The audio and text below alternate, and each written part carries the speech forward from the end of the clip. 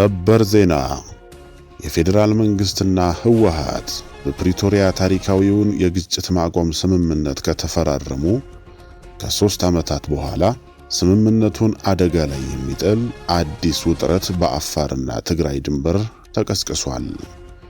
የአፋር ክልላዊ መንግስት የህወሓት ታጣቂዎች የግጭት ማቆም ስምምነቱን በግልጽ በመጣስ ረቡዕ ጥቅምት 26 ቀን 2018 ዓ.ም ምሽት ላይ ድንበር ተሻግረው በንጹሃን ላይ ጥቃት መፈጸማቸውን ከሷል።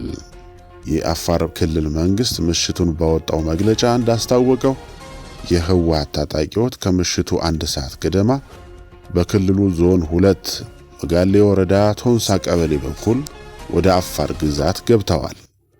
የህወሓት ታጣቂዎች ከምሽቱ 1 ሰዓት ገደማ በክልሉ ዞን 2 መጋሌ ወረዳ ቶንሳ ቀበሌ በኩል ወደ አፋር ግዛት ገብተዋል። ሪፖርቱ እንደሚጠቁመው ታጣቂዎቹ ዋራአና ሚልኪ የተባሉ አካባቢዎችን ጨምሮ 6 መንደሮችን በኃይል በመቆጣጠር በአካባቢው አርብቶ አደሮች ላይ በሞርተርና በዙ 23 የከባድ መሳሪያ ተኩስ ከፍተዋል። መግለጫው አክሎም ታጣቂዎቹ ተኩስ በከፈቱበት ወቅት የአፋር ሽማግሌዎች ጣልቃ ገብተው ግጭቱ እንዲቆምና ታጣቂዎቹ ወደ መጡበት እንዲመለሱ ቢማጸኗቸውም ቡድኑ አሻፈረኝ በማለት ግጭቱን ማስከተሉን ክልሉ ገልጿል።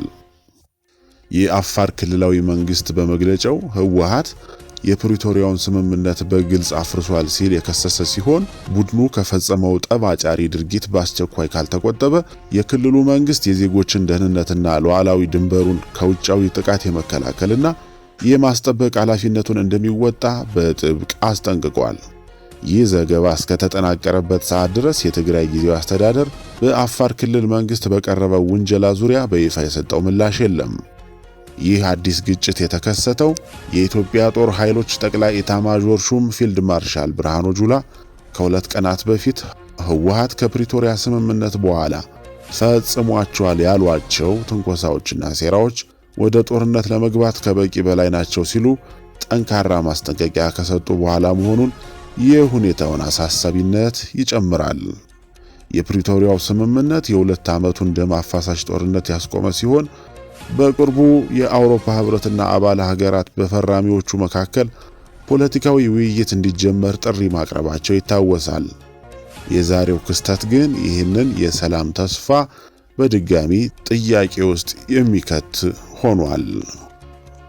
በተያያዘ ዜና አቶ ጌታቸው ረዳ ኋላ ቀሩ ቡድን የፌዴራል መንግስትን ወደ ግጭት ለማስገባት በአፋር በኩል ትንኮሳዎችን ፈጽሟል፣ ይህንንም የአዛዡና ጌታውን ሻዕቢያ አጀንዳ ለማስፈጸም የተደረገ ነው ሲሉ ከሰዋል። ጥቂት የትግራይ ኃይል አመራሮች በሻዕቢያ ትዕዛዝ ሰጭነት በፌዴራል መንግስት ላይ ትንኮሳ እንደጀመሩና ይህን ትንኮሳ እንዲያቆሙ አቶ ጌታቸው ረዳ አሳሰቡ። የፌዴሪ ጠቅላይ ሚኒስቴር የምስራቅ አፍሪካ ጉዳዮች አማካሪ ሚኒስቴር አቶ ጌታቸው ረዳ ፍስሐ ማንጁስና ዮሐንስ መዲድ የተባላችሁ የትግራይ ሰራዊት አመራሮች የጀመራችሁትን የግጭት ቅስቀሳ እንቅስቃሴ አቁሙ ሲሉ አስጠንቅቀዋል። ሚኒስቴሩ ኋላ ቀር ቡድን ሲሉ የጠቀሱት የህወሓት አመራር የፕሪቶሪያ ስምምነትን ለመቅደድ ሁሉንም አይነት ትንኮሳ ቢፈጽምም የፌዴራል መንግስት የአጻፋ ምላሽ ከመስጠት ተቆጥቧል ብለዋል። ኋላ ቀር ያሉት የህወሓት አመራር ቡድን የፌዴራል መንግስትን ወደ ግጭት ለማስገባት በአፋር በኩል ትንኮሳዎች ፈጽሟል፣ ይህንንም ያዛዡና ጌታውን ሻዕቢያን አጀንዳ ለማስፈጸም የተደረገ ነው ሲሉ ገልጸዋል።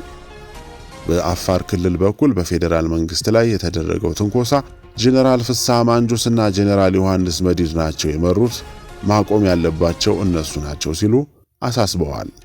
ጦር አውርድ በሚል ጸሎት በራስ ህዝብ ላይ መከራና ጭፍጨፋ መጋበዝ ክህደት ነው ያሉት ሚኒስቴሩ ጌታቸው ረዳ በትግራይና በአፋር በኩል ያላችሁ የትግራይ ሰራዊት ቲዲኤፍ እና የትግራይ ሰላም ኃይል ቲፒኤፍ የሻዕቢያን ፍላጎት ለማሳካት ወደ እርስ በርስ ግጭት መግባት የለባችሁም ብለዋል።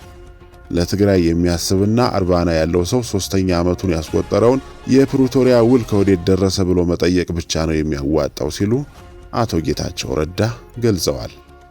ትላንት ማክሰኞ ጥቅምት 25 2018 ዓ.ም ከሰዓት በኋላ በትግራይ ኃይሎችና በትግራይና አፋር ክልል አዋሳኝ በሚገኙት ራሳቸውን የትግራይ ሰላም ኃይል ታጣቂዎች ብለው በሚጠሩት መካከል ግጭት መቀስቀሱ በማህበራዊ ትስስር ገጾች በስፋት ተነግሯል።